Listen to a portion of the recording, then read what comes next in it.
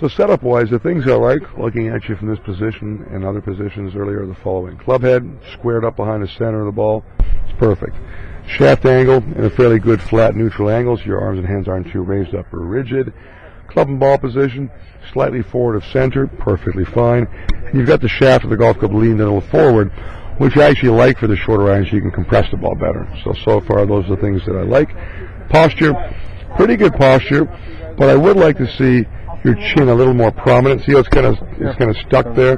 That's going to limit space you have to rotate. So when you're on the balls of your feet that you always want to be, you'll be able to very easily raise up your head or chin and still view the ball. If you cannot do that, you know you're sitting back on your heels with your body weight, right? So just a more prominent position to your chin. And really just, the other thing is you can almost relax your grip pressure a little bit. If you grip it too tight, the shoulder seize up, right? If you have a grip pressure that's a little lighter, not loose but softer, you can even incorporate the breathing exercise of just inhaling and exhaling to let your arms hang more supple, so there's more room, more space between your shoulders and chin. So combine that to give you clearance, like I have here in the right space. Everything I mentioned earlier, stance width. Yeah, sure, shoulder width, maybe a hair outside that for your driver so you can extend on through it.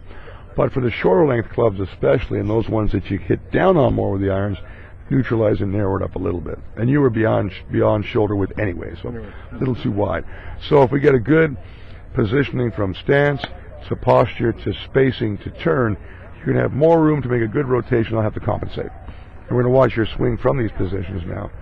And you can see as you start the swing, your club kind of gets just a little early setting of your wrists, which is okay. You're picking up, the club's going back on a fairly good takeaway path. Then you take the club back on a pretty good plane, and you run out of room about there. Okay, there you run out of room.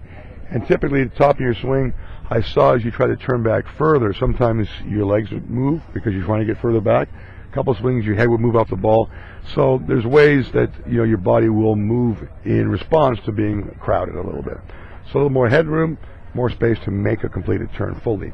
But you do a pretty good job there of keeping it compact. On the way back down, you can see your arms come a little bit over the top, and the club head comes outside the ball line as you extend towards it. And then your hands turn over, release, and finish. But even the follow-through is a little bit restricted as well. So more space, good balance verification allows you to make a bigger turn, and as a result, come from a more inside approach path to the ball and beyond and finish it. Okay?